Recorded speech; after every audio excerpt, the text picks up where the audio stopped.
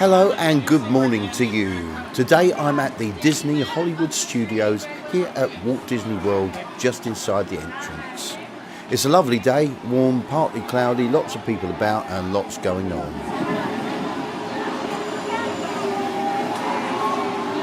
This park was opened on the 1st of May 1989 and its original name was the Disney MGM Studios. It depicts the nostalgia of Hollywood in the 1930s and 40s era and has 135 acres of theming from movies, theatre, television and a vast array of attractions throughout the park.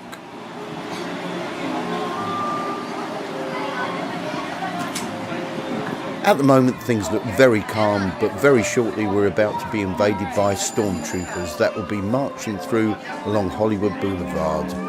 And this is all down to the new Star Wars land that is going to be open sometime in 2019, and it's going to be massive.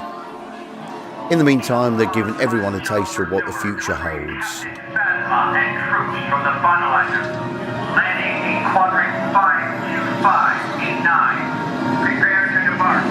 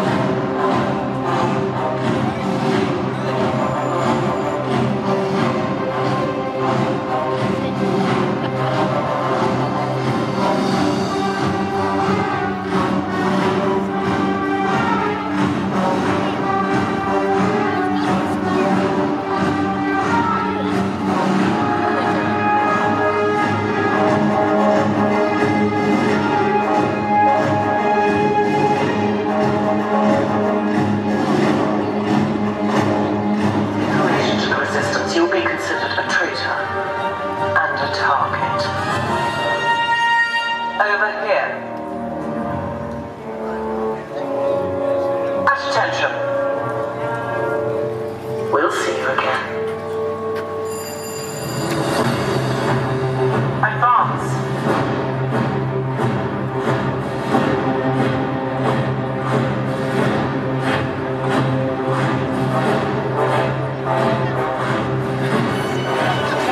Proceed with image capture.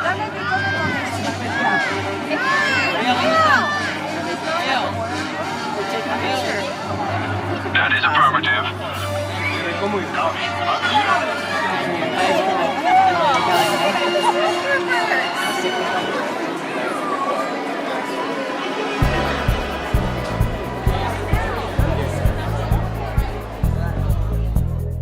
You'll find a great deal of Star Wars artifacts all over this park, from merchandise to exhibitions, with some of the props and models actually used in the films themselves.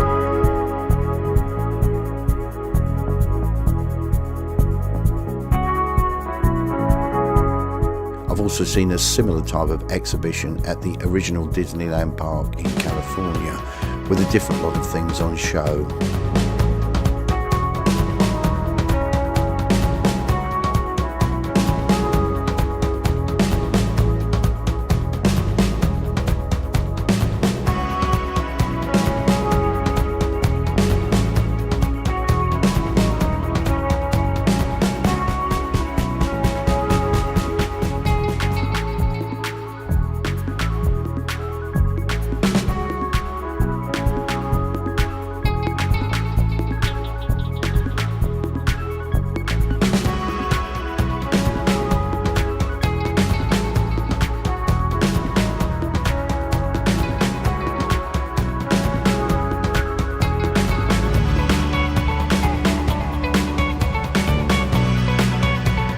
I would imagine that to begin with, the new theme land will be packed with people. In fact, the whole of the park will be packed very quickly due to what will be happening. Pandora saw a vast influx of people descending into the animal kingdom on opening day, and I'm guessing that this could possibly supersede that one.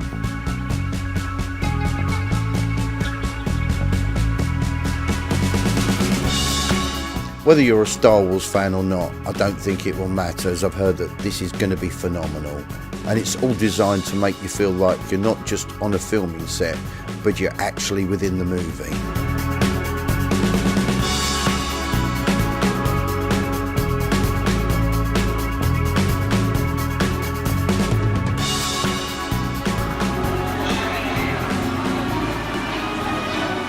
Now going to be looking at some of the other parts of Hollywood Studios Park.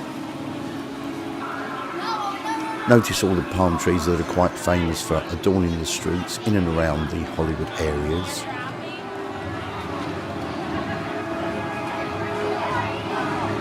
Here's one of the shops selling mostly Star Wars merchandise.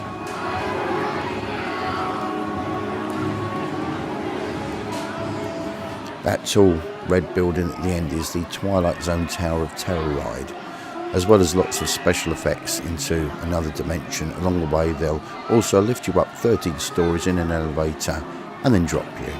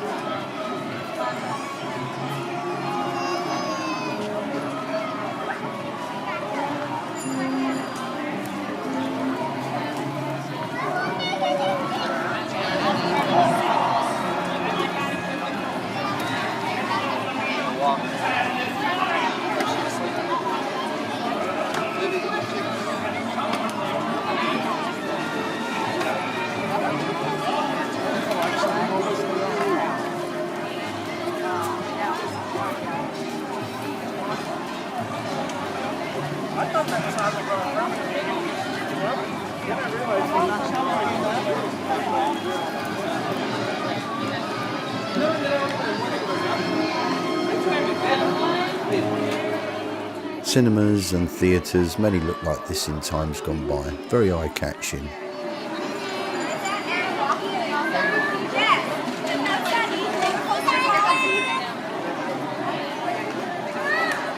There's also plenty of places to stop by for food, from fast food to restaurants, sweets and candy stores, bakery, ice creams, hot dogs, funnel cake, refreshments, and all themed in some way or another to the movies, television and Hollywood.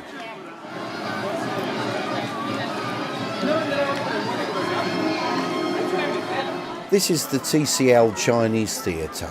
I believe it's about 2/3 the size of the original, which we'll take a look at right now to compare. And here it is, the original at Hollywood Boulevard in all its glory. Very similar to look at, just larger. Apart from the actual size, the only main difference I can actually see is the colour of the roof.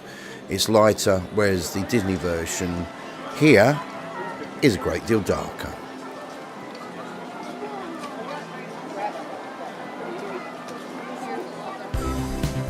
Inside is a tribute to some of the greatest Hollywood films and actors ever produced.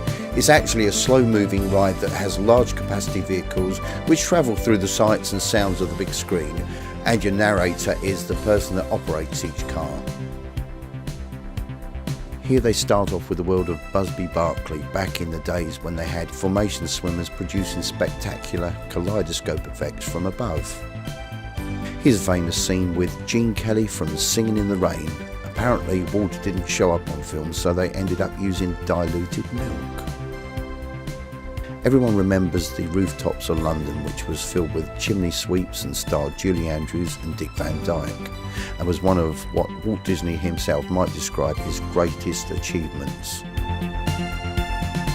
Now into the Wild West, where we get a glimpse of Clint Eastwood. He was one of the top cowboys of his time. Another actor also known for being one of the greatest in the Western movies was John Wayne, and neither of these actors ever worked together at any time.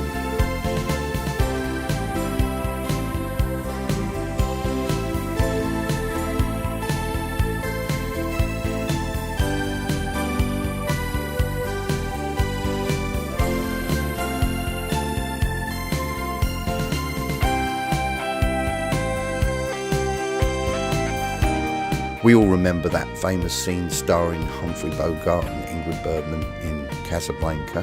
It premiered at the Hollywood Theatre in New York on November the 26th, 1942, and then went on to general release January 1943.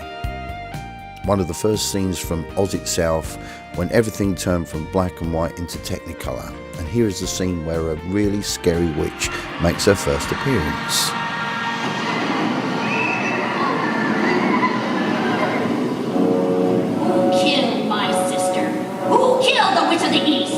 Was it you? No, it's an accident. I didn't mean to kill anybody. Well, my little pretty, I can cause accidents too. Oh, rubbish, you have no power here. Be gone before someone drops a house on you, too. Very well. I'll bide my time. But just try to stay out of my way. Just try. I'll get you, my pretty, and your little dog, too.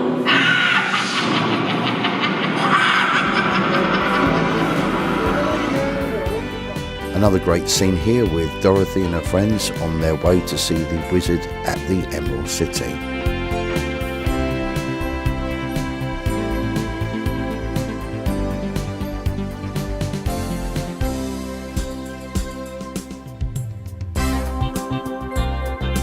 Now within the attraction of what was formerly known as One Man's Dream and some of the concept models of the real thing from Disney parks.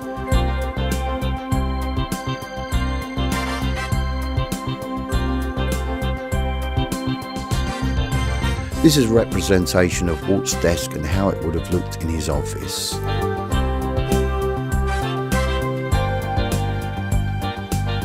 This is a setup for a multi-plane camera, the first of its kind devised by Walt Disney Company to make all the animations from there on to become more three-dimensional, as you would find in a real movie.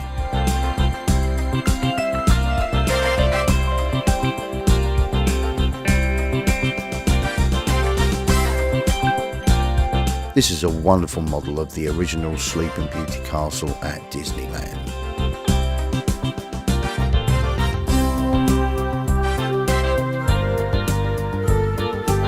Disneyland and Magic Kingdom both have one of these, the Jungle River Cruise. It's a guided tour through the rivers of Africa where you come across some life-size animals.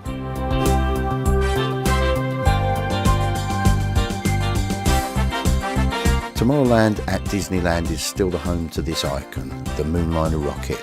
It stands at 76 feet tall and was at one time the tallest structure in the park, 8 feet taller than the Sleeping Beauty castle.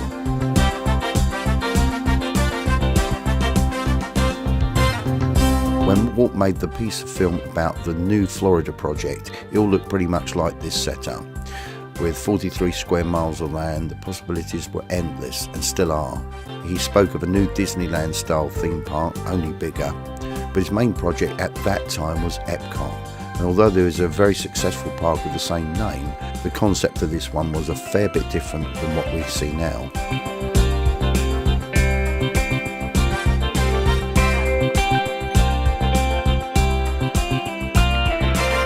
I've been here, and I'll put up a link to this park, which sits right opposite Disneyland, and it's known as Disney's California Adventure theme park.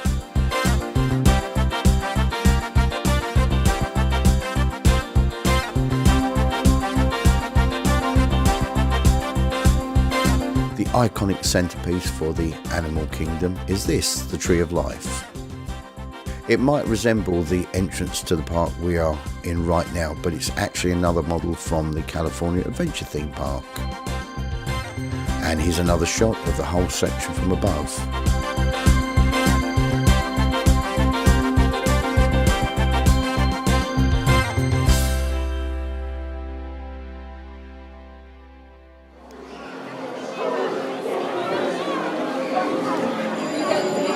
Nighttime, unlike any other park, it transforms itself into another world of colour, bright neon lights of Hollywood.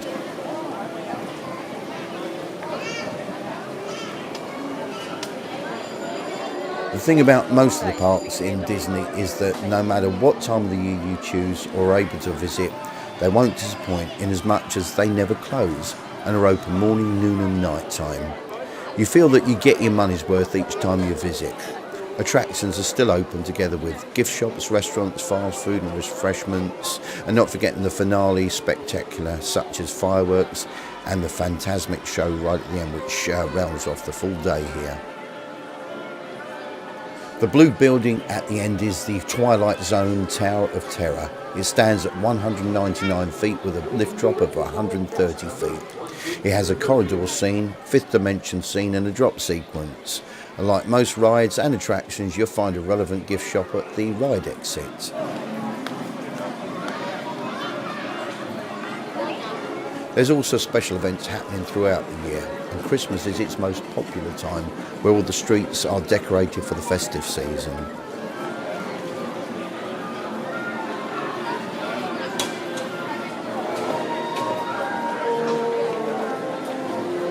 This street is called Hollywood Boulevard and represents a feel of the original within Hollywood itself, although there are no stars on the ground here. But on saying that a trip to Universal Studios not too far from here, and you'll have a star walk in the Beverly Hills area.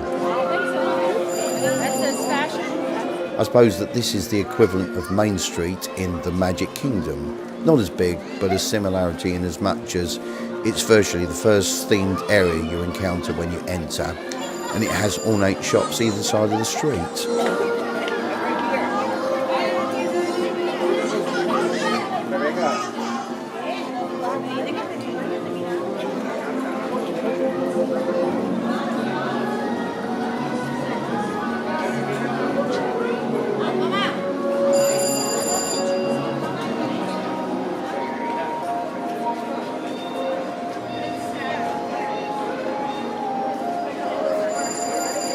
I like all these palm trees here, and I like all the quirky, interesting buildings.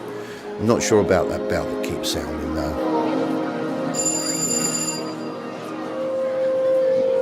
In every park you'll always find a cast member with a camera who will give you the perfect photograph against an eye-catching background.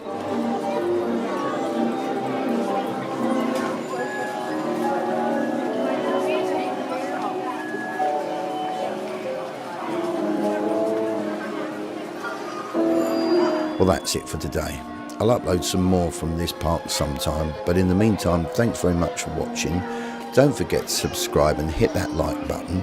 Also check out my channel for similar uploads, and I'll see you all again very soon on YouTube.